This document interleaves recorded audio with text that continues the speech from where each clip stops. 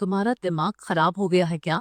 जिन 2 फिल्मों में तुमने काम किया है उससे तुम्हारी कमाई मुश्किल से 10 या 20 करोड़ हुई होगी, लेकिन गोल्ड टेली इंडस्ट्री की कीमत कम से कम 100 करोड़ की तो होगी ही।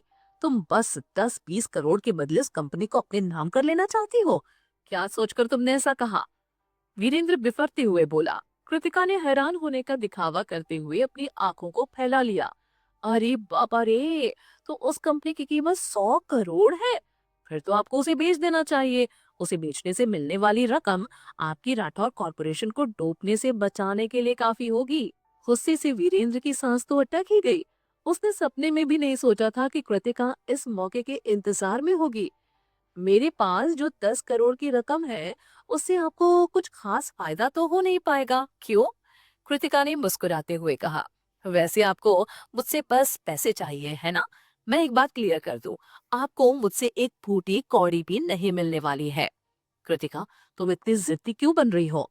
कहीं ऐसा तो नहीं कि अब तुम मुझसे अपने सारे रिश्ते खत्म कर लेना चाहती हो? वीरेंद्र ने सवाल किया। हाँ, मैं आपसे अपना हर रिश्ता खत्म करना चाहती हूँ। कृतिका ने सीधे सीधे अपने दिल की बात कह दी। ऐसा मैं काफी पहले से ही करना चाह रही हूँ, इसलिए आगे से चाहे जो भी हो जाए, आप भूल से भी मेरे पास कभी मत आइएगा। उसकी बात सुनते ही वीरेंद्र के बदन का सारा खून तेजी से उसके सिर पर चढ़ गया, जिससे उसका चेहरा सुर्ख लाल हो गया।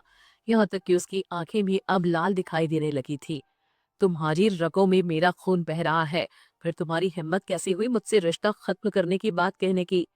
वीरेंद्र गुस्से से चिल्लाया। मेरी ये बात अच्छे से समझ लो कृतिका, तुम ऐसे ही मुझसे अपना रिश्ता खत्म नहीं कर सकती हो। तुम मेरी बेटी हो, इसलिए मुझसे रिश्ता ना रखने की बात तो भूल ही जाओ। तुम्हें पाल पोस कर मैंने बड़ा किया है, इस लायक बनाया है कि तुम अपने पैरों पर खड़ी हो सको। और आज जब तुम अपने पैरों पर खड़ी हो गई हो, तो बेहतर होगा कि मुश्किल वक्त में तुम मेरी मदद करो। हमारी कंपनी को डूबने से बचाने के लिए मुझे पैसों की जरूरत है, और वो तुम्हें मुझे देना ही होगा। वहां हो रही बहस ने अच्छे खासे लोगों का ध्यान अपनी तरफ खींच लिया था। अनजाने में ही वे लोग, जिनमें नेशनल फिल्म एकेडमी के अच्छे खासे स्टूडेंट्स शामिल थे, उन्होंने कृतिका और वीरेंद्र के चारों ओर एक गोल घेरा बना लिया। सौमिता ने वहां बढ़ती भीड़, जिनका पूरा ध्यान वहां क्या हो रहा है पर लगा हुआ था, उसे देखकर सिचुएशन का फायदा उठाने की कोशिश की और कहा, देखो देखो, आप लोग खुद ही देख लो कैसे कोई लड़की अपने खुद के पिता को पहचानने से इनकार कर रही है और उसके साथ कोई रिश्ता नहीं रखना चाहती। इसका नाम कृतिका है, वही कृतिका जिसने मिस्टर साइको में लीड एक्ट्रेस के तौर पर काम किया था और जो फाइट क्वीन मूवी की थर्ड लीड रही। अब जब ये रिच हो गई है और ढेर सारे पैसे कमा चुकी है, तो ये अपने पिता से अपने सारे रिश्ते खत्म कर लेना चाहती है। देखा जाए तो एक तरह से ये एक बास्टर्ड बनना चाह रही है। सौमित्रा का कृतिका को गाली देना बलवंत को जरा भी रास नहीं आया। वो आगे बढ़कर उस नीच औरत पर हाथ उठाना चाहता था। आज से पहले उसने कभी किसी लेडी पर हाथ नहीं उठाया था, लेकिन सौमित्रा जैसी घटिया औरत आज उसके हाथों से पिटकर एक अपवाद बनने वाली थी। अभी उसने अपने कदम आगे बढ़ाए नहीं थे कि कृतिका ने उसके हाथ को कोहनी से पकड़कर थाम लिया और इशारों में ही उसे शांति से अपनी जगह पर खड़े रहने के लिए कहा। अगर वो सच में सौमिता पर हाथ उठा देता तो इसमें सारी गलती कृतिका की होती। उसने सौमिता की तरफ देखे बिना वीरेंद्र से कहा, आप यही चाहते हैं कि वो ऐसे ही पागलों की तरह यहाँ तमाशा करते हुए चीखती चिल्लाती रहें? एक बार को मेरा मन हुआ था कि मैं आपकी हेल्प करूं, लेकिन अब मैंने अपना मन बदल लिया है। वीरेंद्र नहीं जानता था कि कृतिका अपनी कही गई बात को लेकर कितनी सीरियस थी। उसे लगा कि वो फिर से उसके साथ कोई चाल चल रही है जिसमें वो फंस सकता था।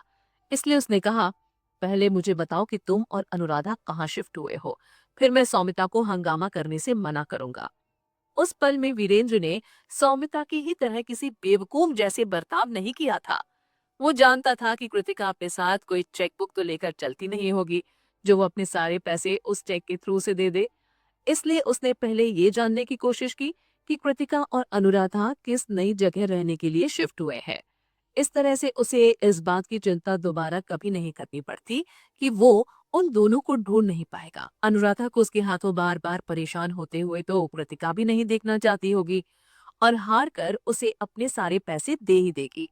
शायद वीरेंद्र को भी इस बात का एहसास था कि वो अनुराधा को हमेशा से परेशान करता आया था। क्या हो रहा है यहाँ? अचानक से गौतम वहां आ पहुंचा। उसके ठीक पीछे नीतिका खड़ी थी। महर और रिमझिम का मुंह तो हैरानी में खुला का खुला ही रह गया। उन्होंने सपने में भी नहीं सोचा था कि स्कूल कैंपस के अंदर मदद मांगने के लिए गई नितिका अपने साथ स्कूल के प्रिंसिपल को लेकर वहां आ जाएगी। दरअसल नितिका जब स्कूल के एंट्रेंस के पास पहुंची तो उसे वहां बस एक ओल्ड गार्ड दिखाई दिया। बाकी की सिक्योरिटी गार्ड्स किसी मीटिंग को लेकर प्रिंसिपल ऑफिस में बुला लिए गए थे। तब नितिका ने किसी टीचर से हेल्प मांगने की सोची और जब वो अपनी क्लास टीचर के ऑफिस की तरफ भाग रही थी तो रास्ते में उसे गौतम और अरुणोदय दिखाई दे गए। तब उस पल में नितिका ने ये भी नहीं सोचा कि उस इंसिडेंट की वजह से स्कूल मैनेजमेंट कृतिका को क्या पनिशमेंट दे सकती है। वैसे भी वीरेंद्र और सौमिता स्कूल के गेट के पास तमाशा खड़ा कर रहे हैं। ये बात जल्दी ही स्कूल मैनेजमेंट को पता चल जानी थी। इसलिए इस इंसिडेंट को प्रिंसिपल से छुपाने की कोई भी कोशिश करना इस वक्त एक बड़ी बेवकूफी होती। इसलिए नितिका ने जल्दी जल्दी से गौतम को बाहर हो रहे हंगामे के बारे में सब कुछ बता दिया। जैसे ही गौतम ने सुना कि बाहर हो रहा हंगामा कृतिका से जुड़ा हुआ है, उसने स्कूल के बाहर की तरफ दौड़ लगा दी। वो तो नितिका से भी ज्यादा नर्वस हो गया था।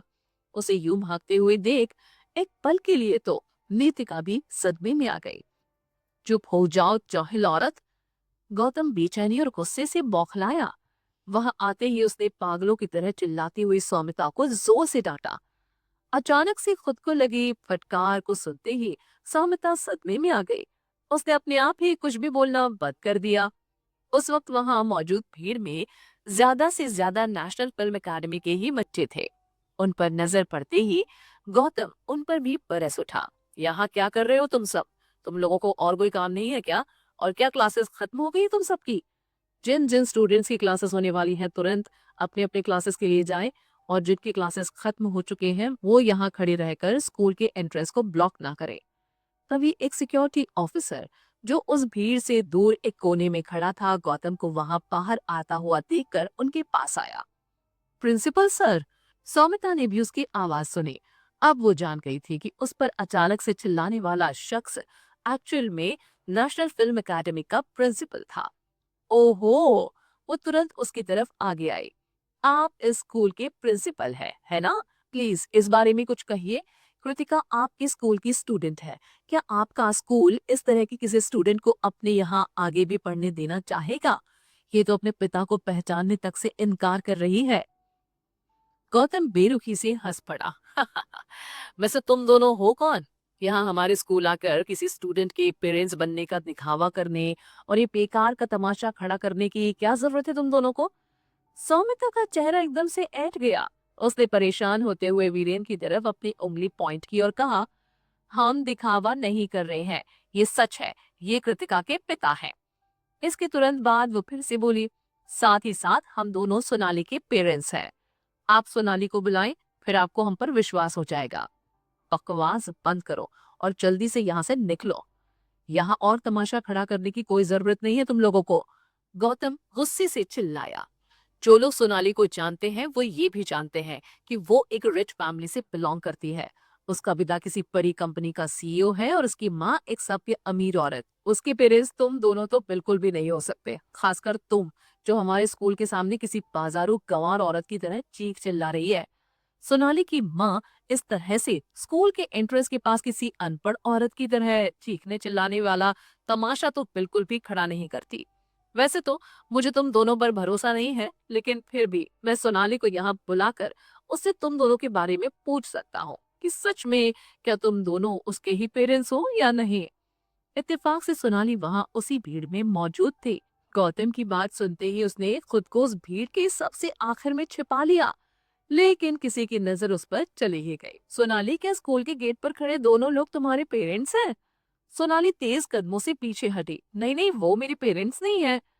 जिस तरह से सौमिता उस वक्त बिहेव कर रही थी उससे तो सोनाली तक शर्मिंदा होने लगी थी। साथ ही साथ गौतम ने भी अपने अंदाजे से ये कह दिया था कि वो दोनों उसके पेरेंट्स तो हो ही नहीं सकते हैं। ऐसे में अगर वो अभी आके आकर गौतम को सच बताते तो उसके पेरेंट्स के साथ साथ उसे भी शर्मिंदा होना पड़ता, और ऐसा कुछ वो सपने में भी नहीं करने वाली थी। जब सौमिता ने गौतम की कही बात सुनी तो उसका चेहरा शर्मिंदगी से लाल हो गया। उसने जो कुछ कहा था उसके बाद ना तो वो उसकी किसी बात को एक्सेप्ट कर सकती थी और ना ही झुठला सकती थी।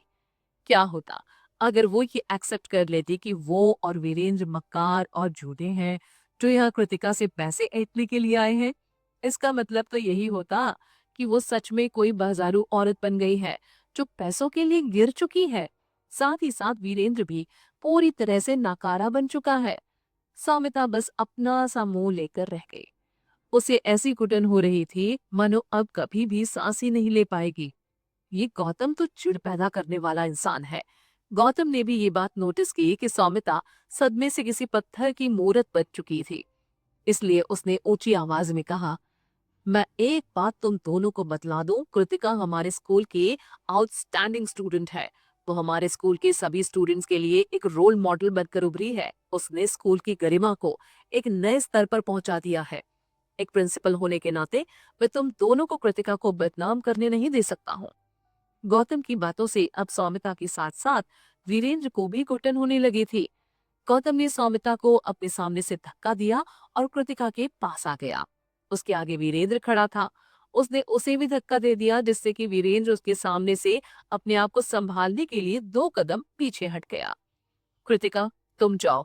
इन लोगों को कैसे हैंडल करना है ये मुझ पर छोड़ दो। कृतिका ने एक पल के लिए नफरत भरी नजरों से वीरेंद्र और सौमिता को देखा। फिर वो गौतम से बोली, सॉरी सर, मेरी वजह से आपको और स्कूल को काफी परेशानी का सामना करना पड़ रहा है। परेशानी? कैसी परेशानी? तुम इन सब की फिक्र मत करो। गौतम को सच में कृतिका से किसी भी तरह की नाराजगी नहीं थी। वीरेंद्र और सौमिता ने एक छोटा सा बखेड़ा ही तो खड़ा किया था। उसमें अभी भी थोड़ी शर्मिंदगी बाकी थी और उन्हें इस बात का डर था कि अगर उनकी पहचान सबने जान ली तो उनकी रही सही इज्जत भी खत्म हो जाएगी। इसलिए वो दोनों अब चुप हो गए थे। अच्छी बात थी कि उन्हें अपनी इज्जत की थोड़ी चिंता थी। जिन्हें अपनी स्टेटस और अपने रिस्पेक्ट की चिंता होती है, उन्हें हैंडल करना हमेशा से आसान होता है। गौतम के लिए एक छोटी सी ही बात थी। नेशनल फिल्म एकेडमी का प्रिंसिपल बनने से पहले उसने सोशल वर्कर की एक यूनिट में वॉलेंटियर कर चुपकी बस्तियों में काम किया था। तब उसका पाला कई ढोंगी, वाहियात और गिरे हुए लोगों से हुआ था। उसके लिए वीरेंद्र और सौमिता को हैंडल करना बच्चों का खेल था, लेकिन कृतिका उनसे अकेले शायद ही जीत पाती। आखिरकार कृतिका एक यंग लड़की थी। इसमें कोई दो राय नहीं थी कि वो एक तेज तर्रार लड़की थी, लेकिन फिर भी उसके पास एक्सपीरियंस की काफी कमी थी। जो एक्सपीरियंस अपने उम्र के हिसाब से गौतम में काफी ज्यादा था। बात जब अड़ियल होने की हो और साथ ही घटिया लोगों से निपटने की, तो सौमिता जैसी 10 औरतें भी गौतम की बराबरी नहीं कर सकती थी। चलो, अब तुम घर जाओ। तुम्हें यहाँ रुके रहने की कोई जरूरत नहीं। चिंता मत करो, ये लोग यहाँ और तमाशा नहीं खड़ा कर पाएंगे। गौतम ने कहा, ठीक है, thank you so much sir. Kritika ने कहा। निकिता को और अपने बाकी दोनों दोस्तों को पाए करने के बाद वो कार में जाकर बैठ गई। उसके कार के अंदर जाते ही जाधव ने कार आगे बढ़ा दी। बलवंत ड्राइवर सीट की बगल में आ बैठा, जबकि कृतिका कार के पिछले हिस्से में बैठी हुई थी। वीरेंद्र ने ध्यान दिया कि कृतिका वहां से जा चुकी है, इसलिए आगे बिना कुछ कहे वो सौमिता को खींचते हुए अपनी कार में ले आया। सौमिता को कुछ भी समझ में नहीं आ रहा था। हम ऐसे कैसे जा सकते हैं?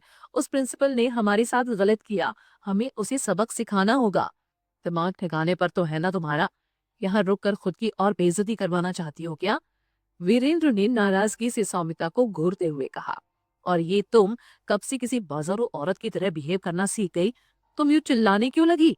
जानती हो उस भीड़ के वहां जमा होने का कारण तुम्हारा चीखना चिल्लाना ही था। सौमिता कांप उठे। उसे अंदाजा नहीं था क्यों, पर शायद इसका कारण धीरे धीरे उसकी बढ़ती उम्र थी और शायद कुछ और। अब उसके लिए अपने असली रूप छिपाना और भी मुश्किल होता जा रहा था। जब वो यंग थी तब आसानी से अपने ट्रू कैरेक्टर को छुपा लेती थी, लेकिन अब जब वो धीरे धीरे उम्र दराज हो रही थी तो उसे इस बात का ध्यान ही नहीं रहता था कि वो हमेशा अच्छी होने का दिखावा करती है और लापरवाही में अपना असली रूप दुनिया के सामने ले आती थी। उसकी बेटी बड़ी हो चुकी थी और वीरेंद्र भी अब ओल्ड एज में आ पहुंचा था। वो हमेशा अपने असली रूप को छिपाए नहीं रखना चाहती थी। एक तरह से वो अंदर ही अंदर थोड़ी घुटन सी महसूस करती थी, मानो उसने खुद को ही बेड़ियों में बांध रखा है। हर वक्त अच्छे होने का दिखावा करना अब उसे काफी थका देता था।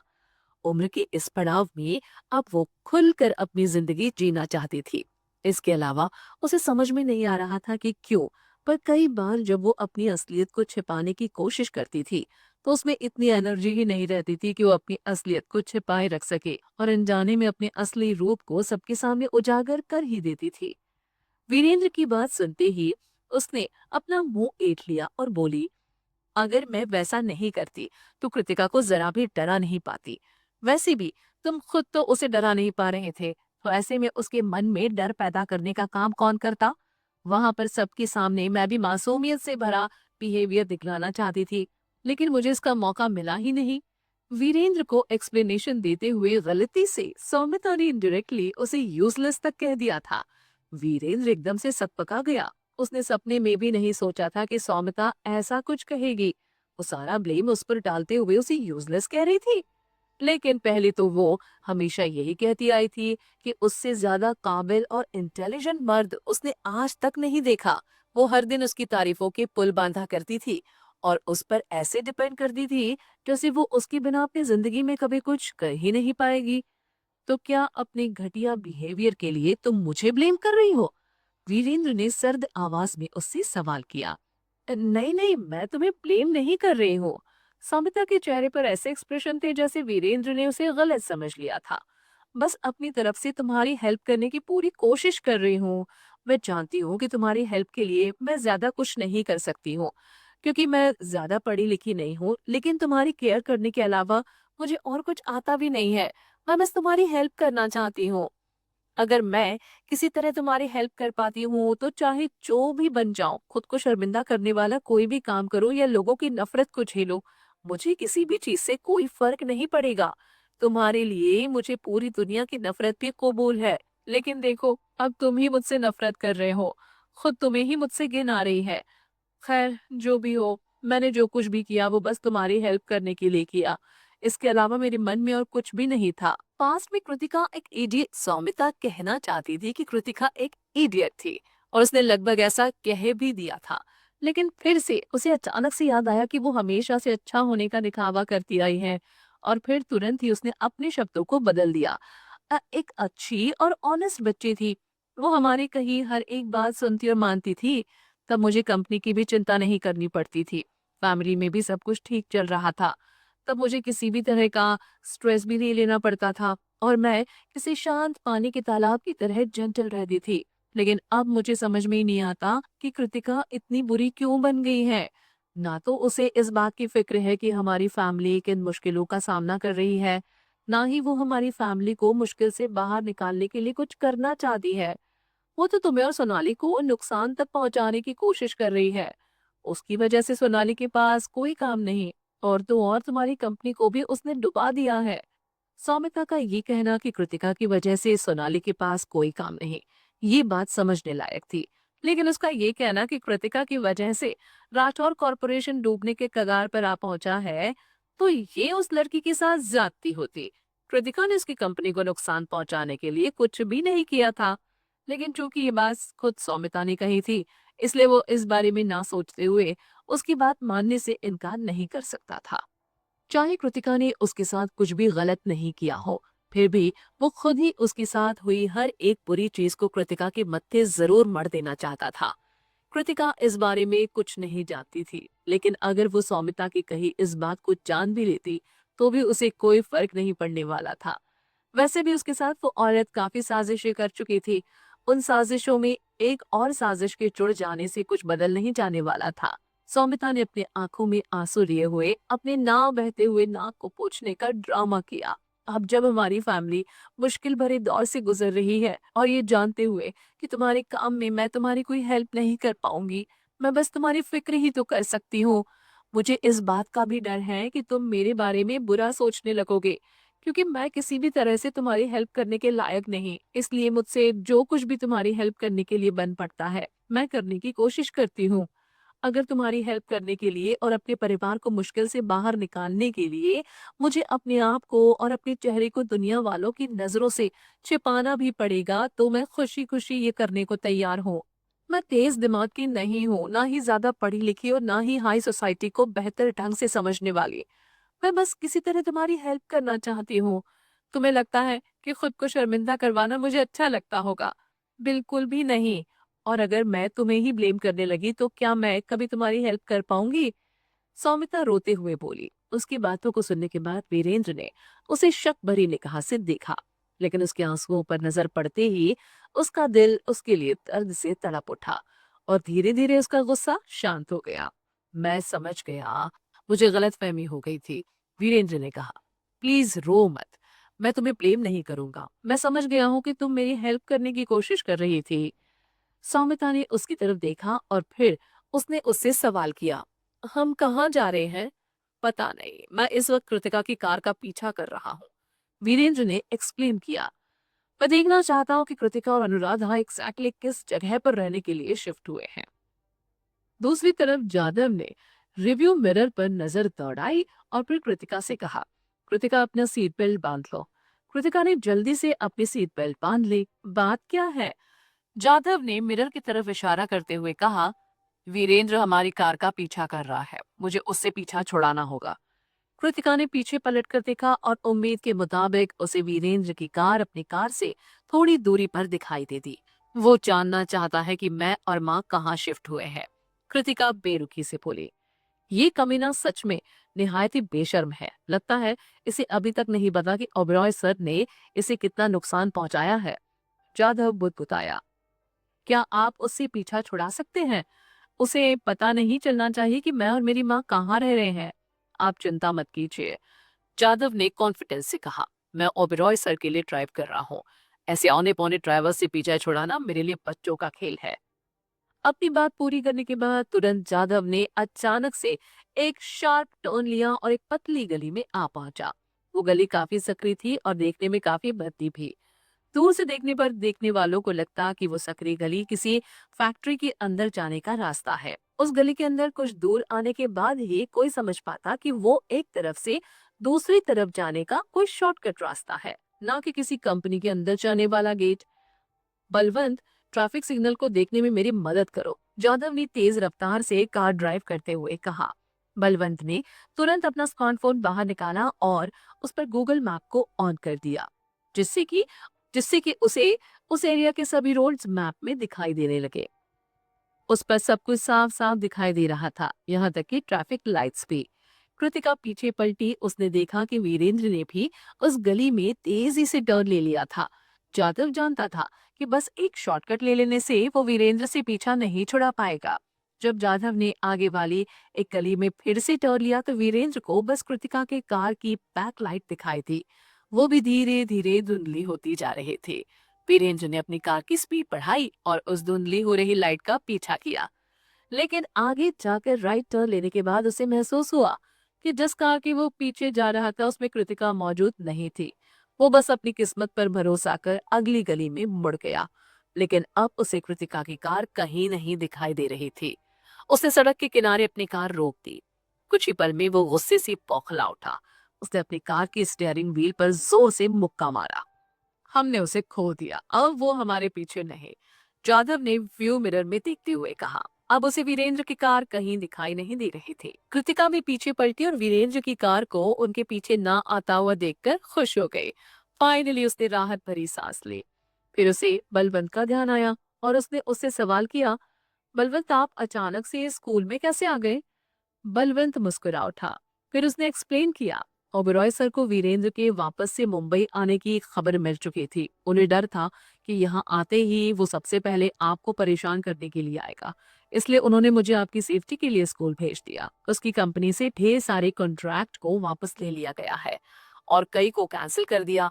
साउथ साइड की उसकी फैक्ट्री पूरी तरह से बर्बाद हो चुकी है।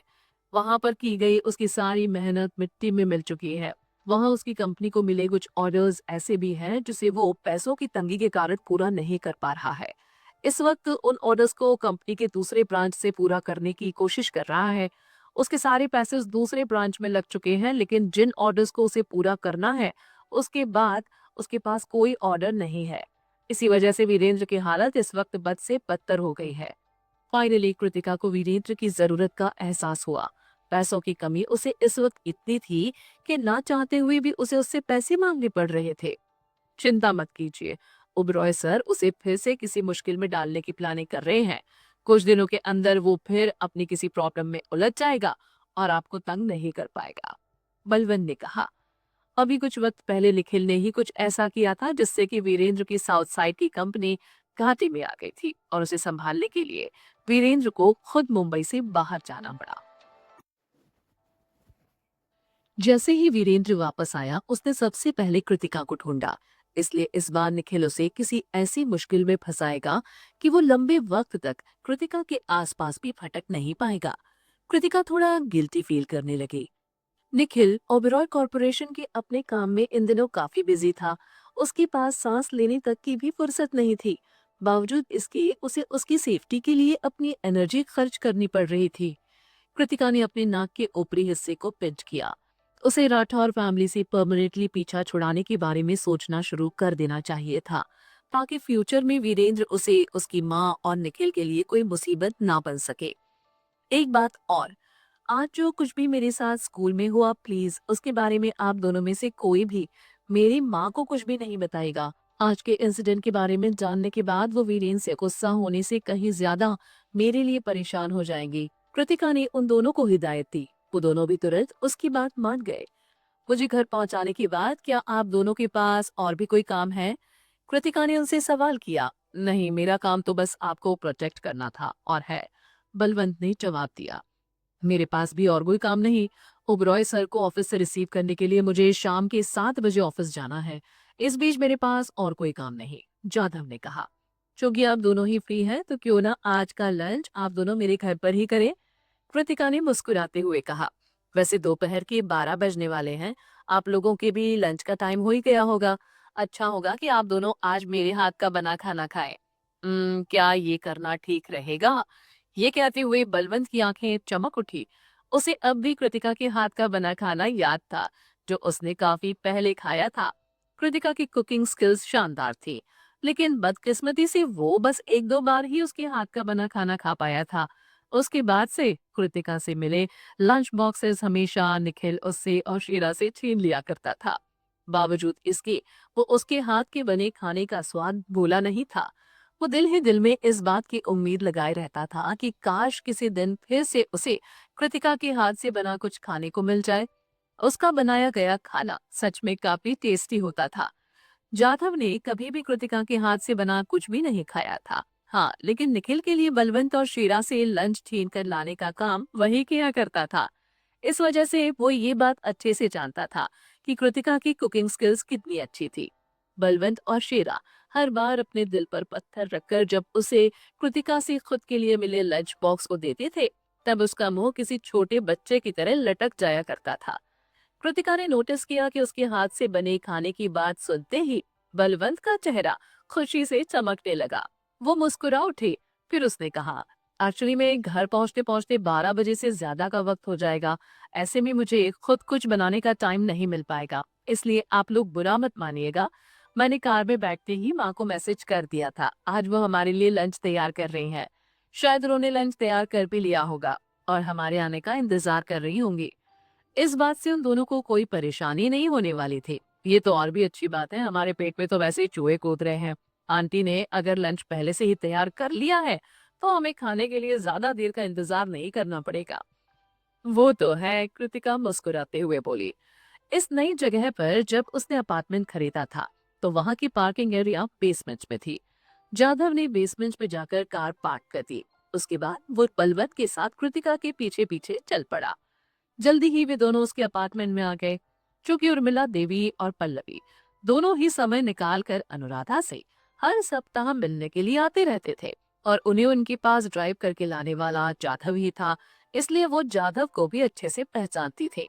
लेकिन इस बार उसने जाधव के साथ साथ बलवंत को वहां आते हुए देखा।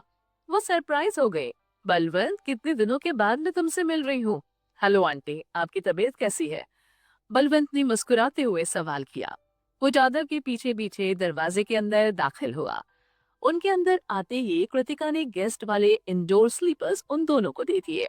पहले से काफी अच्छी, अब तो मुझे ये भी याद नहीं कि साल भर पहले मैं हॉस्पिटल में भर्ती थी और काफी सीरियस कंडीशन में थी। अनुराधा ने मुस्कुराते हुए जवाब दिया। आज जाधव के साथ साथ बलवंत भी मुझे रिसीव करने के लिए स्कूल आए थे। मुझे घर ड्रॉप करने के बाद दोनों के पास कोई और काम भी नहीं था, इसलिए मैंने इन्हें दोपहर के खाने पर इनवाइट कर लिया। कृतिका ने एक्सप्लेन किया। बहुत अच्छा किया, अनुराधा ने जल्दी से कहा। जाधव और बलवंत दोनों ही हट्टे कट्टे इंसान थे। उनकी भूख निश्चित ही बड़ी होगी। कृतिका हर रोज स्कूल के बाद लंच करने के लिए अनुराधा के पास आ जाती थी। इस तरह से निखिल के साथ रहने के बाद भी वो रोज अपनी माँ से मिल लेती थी। दो लोगों के लिए आमतौर पर अनुराधा को ज्यादा कुछ बनाना नहीं पड़ता था, इसलिए आज वो जल्दी जल्दी दो एक्स्ट्रा लोगों के लिए कुछ खास चीजें नहीं बना पाई थी। मुझे एक दो चीजें और भी बना लेनी चाहिए। आंटी प्लीज, इसकी कोई जरूरत नहीं, बलवंत ने उन्हें रोका। वैसे भी हम अचानक से ही यहाँ आ पड़े हैं, इसलिए आप प्लीज कुछ एक्स्ट्रा बनाने की जहमत ना उठाएं। इतना पोलाइट बनने की कोशिश मत करो। अनुराधा का चेहरा सख्त हो गया। मैं हमेशा दोपहर के वक्त 3 लोगों के लिए खाना तैयार करती हूँ, ये सोचकर कि मेरी बेटी के साथ लंच टाइम में निखिल भी यहाँ आ सकता है। मुझे कुछ भी एक्स्ट्रा बनाने की जरूरत नहीं पड़ेगी। हाँ, लेकिन पापड़ वगैरह तो छानने ही होंगे ना, इसलिए मेरी फिक्र करना बंद करो। वैसे भी अब मैं पहले की तरह बीमार नहीं हूँ जो किसी को मेरी इतनी फिक्र करनी पड़े। अनुराधा की बातों को सुनने के बाद वो दोनों ही चुप हो गए। कृतिका उन दोनों को अपने साथ लिविंग रूम में ले गई। आप दोनों परेशान न होए, माँ को कुछ भी अकेले नहीं करना पड़ेगा, मैं भी तो हूं ना उनकी हेल्प के लिए यहाँ मौजूद। अपनी बात पूरी करने के बाद अनुराधा किचन में जा चुकी थी। थोड़ी देर में उन्होंने और भी कुछ एक दो चीजें खाने के लिए बना ली। वो पहले ही 3 लोगों के लिए खाना तैयार कर चुकी थी। खाने के टेबल पर लंच के आते ही बलवंत और जाधव ने जल्दी से लंच खत्म कर लिया। सच में वो दोनों काफी भूखे थे। भूखे होने के कारण उन्हें खाने का स्वाद और भी ज्यादा अच्छा लग रहा था। अरे हाँ, आज तो तुम उस नए शो द परफॉर्मर के कॉन्ट्रैक्ट को साइन करने वाली थी ना? क्या हुआ? तुमने वो कॉन्ट्रैक्ट साइन किया? अनुराधा ने सवाल किया। नहीं माँ, मैंने वो कॉन्ट्रैक्ट साइन नहीं किया। साथ ही साथ मेरे स्कूल के एक सीनियर स्टूडेंट ने भी उस कॉन्ट्रैक्ट पर अपने साइन नहीं किए। हाँ, लेकिन इंडियन आर्ट्स चैंपियनशिप के टॉप 5 में रहने वाले बाकी तीनों स्टूडेंट्स ने उस पर अपने सिग्नेचर कर दिए। कृतिका ने जवाब दिया। पर क्यों? कहीं उन्होंने तुम दोनों स्टूडेंट्स को जानबूझकर तो वो कॉन्ट्रैक्ट साइन करने के लिए नहीं दिया? एक्चुअल में वहाँ क्या हुआ, मुझे पूरी बात तो बताओ। अनुराधा ने हैरान होते हुए बेचैनी में सवाल किया। इसलिए कृतिका ने उन्हें उस कॉन्ट्रैक्ट के बारे में सब कुछ सिलसिलेवार ढंग से बतला दिया। इसलिए मैं वो कॉन्ट्रैक्ट साइन नहीं कर सकती थी। मेरी नजर में उस वाहियात कॉन्ट्रैक्ट को साइन करने से मुझे किसी भी तरह का फायदा नहीं होने वाला था। एकदम सही किया तुमने। कृतिका के उसे सब कुछ बताने के बाद अनुराधा सीधे सीधे उसके सपोर्ट में खड़ी हो गई। शाम के वक्त अपने ऑफिस के काम को पूरा कर लेने के बाद निखिल कृतिका को वहां से ले जाने के लिए आया। कृतिका ने निखिल को भी उस पूरे इंसिडेंट के बारे में सब कुछ साफ साफ बतला दिया। इत्तेफाक से घर लौटने के दौरान उन्हें ओल्ड ओबेरॉय मेंशन से एक कॉल आया। उर्मिला देवी को भी कृतिका के उस शो को ज्वाइन करने वाली बात याद थी। कृतिका को काफी पेशेंस के साथ उर्मिला देवी को भी उस पूरे इंसिडेंट के बारे में बताना पड़ा। लो, मैंने तो सोचा था कि अब मैं तुम्हें डेली कुछ वक्त के लिए टीवी पर देख पाऊंगी, पर कोई नहीं। शो को ज्वाइन नहीं करने का तुम्हारा फैसला सही था। अगर तुम उस शो को ज्वाइन कर लेती तो वहां तुम्हारा फायदा उठाया जाता। उर्मिला देवी थोड़ा गुस्सा होते हुए बोली। अगर टीवी पर ऐसे और भी फेक शोज हैं तो मुझे उनके बारे में जरूर बताना। ऐसे शोज को तो मैं देखना ही बंद कर दूंगी। गुस्सा हो चुकी उर्मिला देवी के गुस्से को शांत कर उन्हें खुश करने के लिए कृतिका बेचारी को उनसे काफी देर तक बात करनी पड़ी। जब उनका मूड थोड़ा अच्छा हुआ तब जाकर उसने फोन कट किया। द परफॉर्मर के टेलीकास्ट होने के 2 सप्ताह पहले इंडियन आर्ट्स चैंपियनशिप को स्टार स्क्रीन मीडिया के चैनल पर अपलोड कर दिया गया। ओरिजिनली वे लोग द परफॉर्मर के लिए चीजों को हाइप करने की कोशिश कर रहे थे। शो की प्रोडक्शन ने इस बात पर भी डिस्कशन किया कि क्या उन्हें कृतिका और आरुषि को कोई स्क्रीन टाइम देना चाहिए। उन दोनों ने ही उनके शो को ज्वाइन करने से इनकार जो कर दिया था। आखिर में उन्होंने तय किया कि वे थोड़ा स्क्रीन टाइम उन दोनों को भी जरूर देंगे। आखिरकार उन लोगों को एक अनाउंसमेंट अलग से कृतिका और आरुषि को लेकर भी तो करनी थी, लोगों को ये बतलाने के लिए कि वे दोनों उनके शो का हिस्सा नहीं होंगे। इंटरनेट यूजर्स ये बात वैसे भी जानते थे कि इंडियन आर्ट्स चैंपियनशिप को जीतने वाली लड़की कृतिका थी और थर्ड प्लेस पर आरुषि ने कब्जा जमाया था। अगर उनकी परफॉर्मेंस को एडिट कर दिया जाता सिर्फ इसलिए क्योंकि उन दोनों ने उनके प्रोग्राम को ज्वाइन नहीं किया, तो ना सिर्फ एपिसोड की तरह तैयार किया गया कंपटीशन का वो वीडियो देखने में बर्बाद हो जाता, बल्कि उन्हें अपनी छोटी सोच के लिए इंटरनेट यूजर्स की गालियां भी सुननी पड़ती। उनका उन दोनों के परफॉर्मेंस वीडियो को एडिट करना उन दोनों से कहीं ज्यादा उनके खुद के प्रोडक्शन ग्रुप पर ज्यादती होती। आखिर में चैंपियनशिप कंपटीशन के वीडियो को बिना किसी एडिट के पूरी तरह से बिना किसी कट के साथ टेलीकास्ट किया गया। उस वीडियो को मिलने वाला रिसेप्शन भी काफी अच्छा था। भले ही कृतिका और कंपटीशन के बाकी के पार्टिसिपेंट्स ज्यादा पॉपुलर नहीं थे, फिर भी उनके फैंस की संख्या ठीक ठाक ही थी। बस उतने से फैंस ने ही उस वीडियो के व्यूज को काफी ज्यादा बढ़ा दिया। साथ ही साथ जो internet users Indian arts championship को लाइव नहीं देख पाए थे, उन्होंने भी भारी संख्या में टीवी पर उसकी टेलीकास्ट हुई वीडियो को देखा। कंपटीशन की जो वीडियो टेलीकास्ट हुई थी, उसे देखने वालों में ऐसे भी कई इंटरनेट यूजर्स मौजूद थे जिन्होंने लाइव उस कंपटीशन को देखा था, लेकिन फिर भी वे डिटेल में उसे फिर से एक बार देखना चाहते थे। कंपटीशन को लाइव देखने के कारण उन्होंने काफी कुछ देखना मिस कर दिया था जिसे वो उस वीडियो में देख रहे थे। एक फैन के तौर पर वे सब दोबारा से अपने आइडल को परफॉर्म करते हुए क्यों नहीं देखते, और वो ना देखते तो कौन देखता। आखिर में जैसे ही वो वीडियो रिलीज हुई, वैसे ही सौमिष्ठा और आरुषि के फैंस आपस में झगड़ उठे। आरुषि के फैंस को लगा कि उसका परफॉर्मेंस सौमिष्ठा के परफॉर्मेंस से ज्यादा अच्छा था। बस 0.1 मार्क। मुझे नहीं लगता कि सौमिष्ठा ने आरुषि से ज्यादा बेहतर परफॉर्म किया था। इतने कम मार्क्स से आरुषि को पीछे छोड़ देने से कुछ भी साबित नहीं हो जाता। ये तो बस उसकी अच्छी किस्मत थी जो उसे आरुषि से 0.1 मार्क्स ज्यादा मिले। सौमिष्ठा के फैंस भी नाराज हो गए। उनका मानना था कि सौमिष्ठा ने अच्छी परफॉर्मेंस दी थी। ये गलत है। आरुषि की हार तुम लोग पचा क्यों नहीं पा रहे हो? मान लो कि उसकी एक्टिंग स्किल्स उतनी भी अच्छी नहीं जितनी तुम लोग समझते हो। और कौन कह रहा है कि वो बस 0.1 मार्क्स से जीती है? भाई मेरे दो कॉम्पिटिटर्स के बीच 0.1 मार्क्स का गैप भी काफी मायने रखता है। इसी वजह से तो आरुषि की हार हुई है। दोनों ही एक्ट्रेस के फैंस के बीच जोरदार बहस हो रही थी, लेकिन किसी ने भी कृतिका की जीत पर सवाल नहीं उठाया क्योंकि वो उस जीत को ट्रूली डिजर्व करती थी। कृतिका ने उस दौरान काफी अच्छी परफॉर्मेंस दी थी। उसका फाइनल स्कोर भी बाकियों से काफी ज्यादा था, इतना ज्यादा कि कोई उसके मार्क्स के आसपास भी नहीं पहुंच पाया था। फिनाले के दिन मैं वहां कंपटीशन वेन्यू पर मौजूद था। उस दिन कृतिका के लाइव परफॉर्मेंस को देखकर मेरा तो दिल ही बन गया। तब से ही मैं दोबारा से उसकी परफॉर्मेंस को देखना चाहता था। स्टार स्क्रीन मीडिया के चैनल पर कंपटीशन के वीडियो के अपलोड हो जाने के बाद फाइनली मुझे दोबारा से उसकी परफॉर्मेंस को देखने का मौका मिला। कृतिका ने सच में काफी शिद्दत से अपनी परफॉर्मेंस दी थी। वो अमेजिंग है। हाँ, मैंने भी स्टार स्क्रीन मीडिया के चैनल पर जाकर उन वीडियोस को देखा।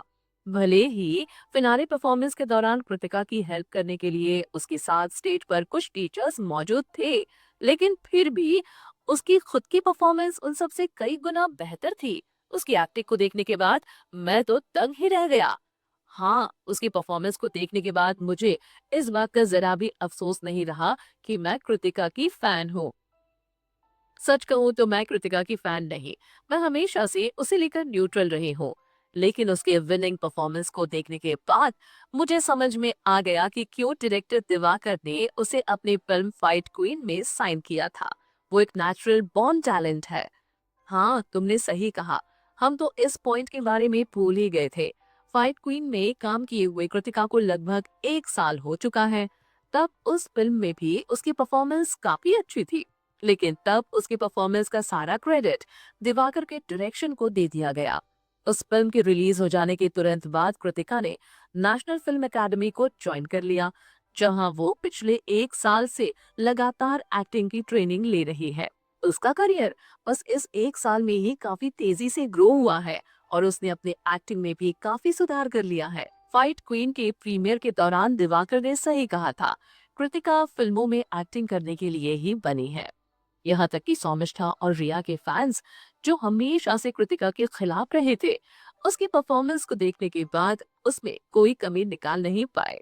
जल्दी से द परफॉर्मर के ऑफिशियल ट्विटर अकाउंट से रिलीज हुई स्टेटमेंट तो देखो।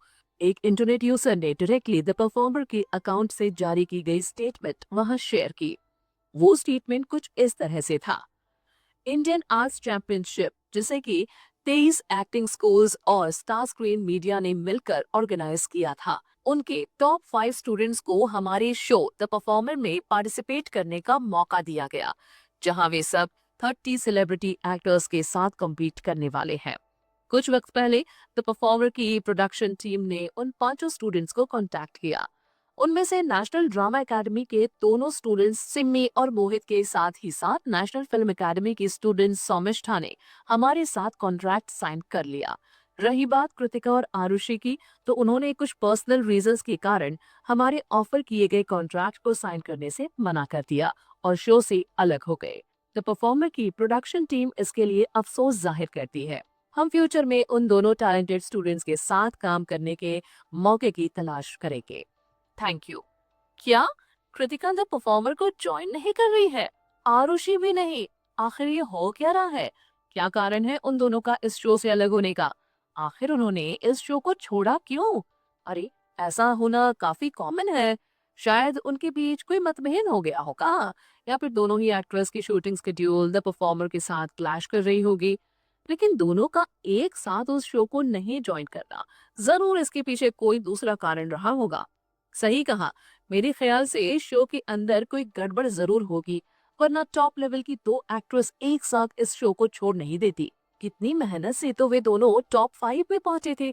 आखिर इसीलिए ना कि इंडियन आर्ट्स चैंपियनशिप के खत्म होने के बाद वे लोग स्टार स्क्रीन मीडिया के शो द परफॉर्मर में पार्टिसिपेट कर सके।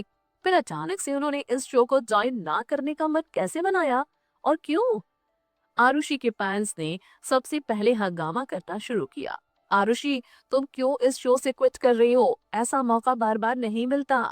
द परफॉर्मर के इस सीजन में इंडिया के टॉप मोस्ट पॉपुलर एक्टर और एक्ट्रेसेस को इनवाइट किया गया है। वैसे लोग जिन्हें राष्ट्रीय पुरस्कार तक मिल चुका है। यहाँ तक कि शो के जज भी पॉपुलर सेलिब्रिटीज में से ही एक थे। हाँ, एकदम सही। साथ ही मैंने ये भी सुना है कि कंपटीशन की ऑनेस्टी को बनाए रखने के लिए शो में जजेस पार्टिसिपेंट्स को किसी भी तरह के मार्क्स नहीं दे पाएंगे। कंटेस्टेंट के परफॉर्मेंस को उन्हें सिर्फ कमेंट करना है और अपना फीडबैक देना है, जिससे कि उन्हें पता चल सके कि उनकी परफॉर्मेंस कैसी थी, उन्हें किस डिपार्टमेंट में सुधार की जरूरत है और किस डिपार्टमेंट में उन्होंने अच्छा परफॉर्म किया। शो में वोटिंग सिस्टम को फॉलो किया जा रहा है। ऑडियंस अपने पसंद के कंटेस्टेंट को वोट देंगे। इस तरह से सबसे कम वोट हासिल करने वाला कंटेस्टेंट शो से एलिमिनेट हो जाएगा। इसके अलावा वोट करने के लिए ऑडियंस को सभी कंटेस्टेंट की परफॉर्मेंस के पूरा हो जाने का वेट नहीं करना पड़ेगा। वे चाहे तो परफॉर्मेंस के दौरान ही अपने पसंदीदा कंटेस्टेंट को वोट दे सकेंगे। बस उन्हें अपने पसंदीदा एक्टर का परफॉर्मेंस पसंद आना चाहिए। ऑडियंस के दिए गए वोट को लाइव स्क्रीन पर दिखलाया जाएगा जब अगला एक्टर परफॉर्म करेगा, और अगर ऑडियंस को उस एक्टर की परफॉर्मेंस पिछले एक्टर से ज्यादा पसंद आती है तो वे उसे भी वोट कर सकते हैं। लेकिन एक्चुअल में ऑडियंस की वोट को सिर्फ एक बार ही काउंट किया जाएगा। अगर कोई 2 बार वोट करता है तो पिछले कंटेस्टेंट को उसका दिया गया वोट उसके हिस्से से ऑटोमेटिकली कट कर दिया जाएगा और उसका वोट अगले कंटेस्टेंट को हासिल हो जाएगा। सभी परफॉर्मेंस के खत्म हो जाने के बाद सभी कंटेस्टेंट के वोट काउंट को एक बार फिर से स्क्रीन पर चेक किया जाएगा। ये रूल्स तो काफी अच्छे हैं। इस तरह से शो में किसी भी तरह के करप्शन के चांसेस खत्म हो जाएंगे। ये सभी एक्टर्स के लिए क्लियर होगा कि किसे कितने वोट मिले और कितने लोगों का सपोर्ट उनके पास है। लेकिन इसका एक फॉल्ट भी तो है। इस तरह के सिस्टम में किसी एक्टर की पॉपुलैरिटी बहुत ज्यादा मायने रखेगी। अगर शो को देखने वाली ऑडियंस किसी खास एक्टर को पसंद करती है, तो चाहे वो बदकिस्मती से खराब परफॉर्मेंस ही क्यों न दे, उसके फैंस सिर्फ उसे ही वोट करेंगे। क्या ये गलत नहीं होगा? रुको रुको रुको, हम ये अचानक से वोटिंग सिस्टम के बारे में अब क्यों बात करने लगे? हम तो आरुषि के बारे में बात कर रहे थे ना, कि आखिर क्यों इंडियन आर्ट्स चैंपियनशिप के टॉप 5 में आने के बाद भी उसने द परफॉर्मर में पार्टिसिपेट करने से मना कर दिया। हम सब आरुषि को काफी सालों से पसंद करते आए हैं। हम उसकी रिसेंट स्केड्यूल और एक्टिंग प्रोजेक्ट के बारे में भी जानते हैं। हाल फिलहाल में उसने किसी भी तरह के न्यू प्रोजेक्ट को साइन नहीं किया है और उसकी हेल्थ भी अच्छी है। उसकी मैनेजर ने भी एक बार मीडिया में ये बात कही थी कि वो इस शो में कॉन्फिडेंटली पार्ट लेने के लिए तैयार है। इस शो में पार्टिसिपेट करने के लिए ही तो उसने इंडियन आर्ट्स चैंपियनशिप के बाद अपने वर्क शेड्यूल को फ्री रखा। उसे खुद पर पूरा भरोसा था कि वो टॉप 5 में जरूर आएगी और द परफॉर्मर में पार्ट ले सकेगी। एक तरह से इस शो में पार्टिसिपेट करने की तैयारी उसने काफी पहले कर ली थी। फिर शो में पार्ट लेने के लिए कंफर्म किए जाने के बाद उसने अचानक से इसे क्विट क्यों किया? हाँ, तुम्हारी बातें लॉजिकल है। आखिर आरुषि ने इस शो को ज्वाइन क्यों नहीं किया? कहीं शो के प्रोडक्शन ग्रुप के साथ उनकी कोई अनबन तो नहीं हुई, या फिर द परफॉर्मर में पर्दे के पीछे होने वाले किसी घटिया बात के बारे में उसे पता चल गया? आखिर अचानक से शो में पार्ट ना लेने का फैसला उसने क्यों किया? सही कहा तुमने, जरूर कुछ ऐसा ही हुआ होगा। और अगर सच में ऐसा कुछ हुआ है तो इसका मतलब ये हुआ कि हमारी आरुषि एक ऑनेस्ट पर्सनालिटी वाली लड़की है। शो के प्रोडक्शन ग्रुप की मनमानी को बर्दाश्त करने की जगह उसने शो से बाहर निकल जाना सही समझा। खैर, शो को लेकर उसे कोई प्रॉब्लम तो जरूर हुई होगी, क्योंकि अगर उसे किसी प्रॉब्लम का सामना करना नहीं पड़ता तो वो इस शो से कभी क्विट नहीं करती। वो काफी लंबे वक्त से इस शो में पार्ट लेने को लेकर काफी एक्साइटेड थी। आरुषि एक सच्ची और ईमानदार लड़की है। आरुषि, आप कब हम लोगों के सवालों के जवाब देंगी? आखिर किस वजह से आपको शो में पार्टिसिपेट करने से पहले ही उसे क्विट करना पड़ा? आरुषि ट्विटर पर आ रही उन कमेंट्स को पढ़ रही थी। उसने देखा कि कैसे उसके फैंस ने अंधेरे में तीर चलाकर उसके शो से बाहर रहने के एक्चुअल रीजन को गेस कर लिया था। हालांकि उसने द परफॉर्मर में पार्ट नहीं लिया था, लेकिन फिर भी वो उस शो के production banner star screen media के साथ अपने रिलेशन को पूरी तरह से खत्म नहीं करना चाहती थी। खासकर तब जब उसे ये मालूम था कि स्टार स्क्रीन मीडिया इंडिया के सबसे बड़े टेलीविजन प्रोडक्शन बैनर में एक है। उसके चैनल पर दिखाए जाने वाला हर एक शो पैन इंडिया पॉपुलर हुआ करता था। कितने इम्प्रेसिव थे वे, चाहे वो कोई ब्रेनलेस शो ही क्यों न हो।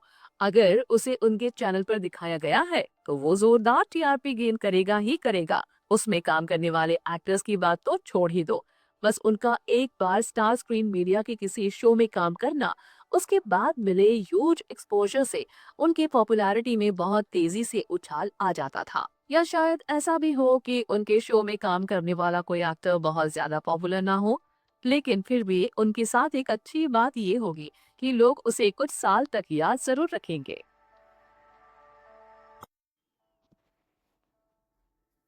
इस फास्ट पेस्ड और लगातार बदलाव के दौर से गुजरने वाली एंटरटेनमेंट इंडस्ट्री में ये होना काफी रेयर था। इसलिए चाहे जो भी हो, आरुषि किसी भी कीमत पर स्टार स्क्रीन मीडिया को नाराज तो नहीं करना चाहेगी।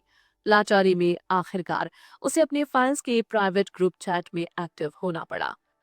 एवरीवन, प्लीज आप लोग किसी भी तरह के स्पेकुलेशन को क्रिएट ना करें। अरे, ये तो आरुषि है। आरुषि ऑनलाइन ग्रुप में एक्टिवेट हो गई। आरुषि, प्लीज जल्दी से हमें बताओ कि आप क्यों द परफॉर्मर से बाहर हो। हाँ, हम तो इस शो को देखने के लिए इसलिए एक्साइटेड थे क्योंकि आप इस पे पार्टिसिपेट करने वाली थी। इस शो को ज्वाइन करने को लेकर आप काफी एक्साइटेड भी थी, और इसे लेकर कुछ प्रेस कॉन्फ्रेंस में आपने रिपोर्टर्स से डिस्कशन भी किया था। फिर आप अचानक से इस शो में शामिल होने से पीछे कैसे हट गई? आरुषि बेचारी लाचार थी।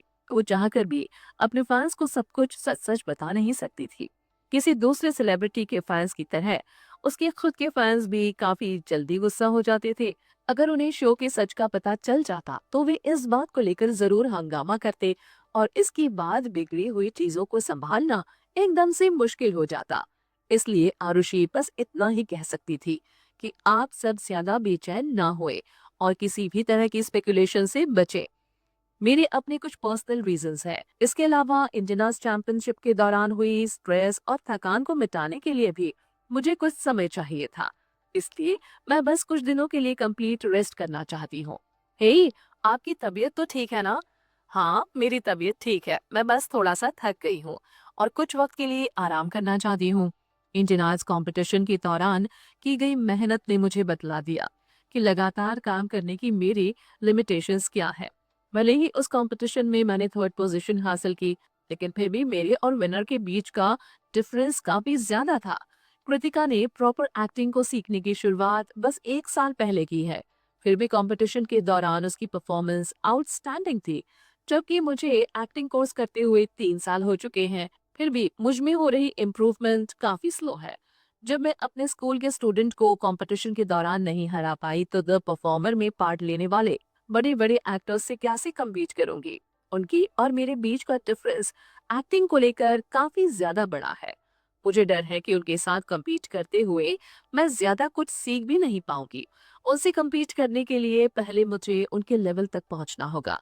भले ही इंडियन आर्ट्स कंपटीशन में सेकेंड प्लेस पर रहने वाली स्टूडेंट मुझे बस 0.1 मार्क्स से हरा पाए, लेकिन कंपटीशन की प्रेशर में उसने अपने कैलिबर से ज्यादा अच्छा परफॉर्म किया। लेकिन मेरा क्या, मैं तो अपने कैलिबर से बेहतर परफॉर्म नहीं कर पाई ना। कहीं ऐसा तो नहीं ना कि मैं एक सर्टेन प्लेस पर आकर और इम्प्रूव नहीं कर पा रही हूँ। मुझे खुद को इम्प्रूव करने के लिए कुछ सोचना होगा। खैर, उस शो से क्विट करने का एक रीजन ये भी है कि अब मैं किसी अच्छे फिल्म में काम करना चाहती हूँ और वैसे ही किसी प्रोजेक्ट के ऑफर का वेट कर रही हूँ। मुझे लेकर इस शो के लिए आप लोग काफी एक्साइटेड थे। इसमें भाग ना लेकर मैंने आप सभी को निराश किया है। इसके लिए आप सब मुझे प्लीज माफ कर दीजिए। आरुषि ने कहा। नहीं नहीं, हम जरा भी निराश नहीं हैं। आपका हमसे बात करना हमारे लिए काफी है। हम आपके हर डिसीजन में आपके साथ हैं। आरुषि की सपोर्ट में हर कोई उसे सपोर्टिव मैसेज करने लगा। आरुषि चाहकर भी उन्हें शो के सच के बारे में कुछ भी नहीं बता सकती थी। जिस दौरान आरुषि के फैंस तरह तरह की स्पेकुलेशन कर रहे थे, उस दौरान कृतिका के फैंस काफी शांत रहे। जब उन्हें पता चला कि कृतिका द परफॉर्मर को ज्वाइन नहीं कर रही है, तो वे सरप्राइज हो गए थे। लेकिन बस कुछ फैंस ने इस बात को लेकर सवाल उठाए। ये कृतिका अचानक शो को ज्वाइन क्यों नहीं कर रही? वो इंडियन आर्ट्स चैंपियनशिप की विनर है। एक विनर के तौर पर उस शो में शामिल होना उसके लिए कितना अच्छा होता। सोशल नेटवर्किंग साइट पर लोग कह रहे हैं कि इसका कारण पर्दे के पीछे होने वाली कोई बुरी चीज है। क्या ये सच है?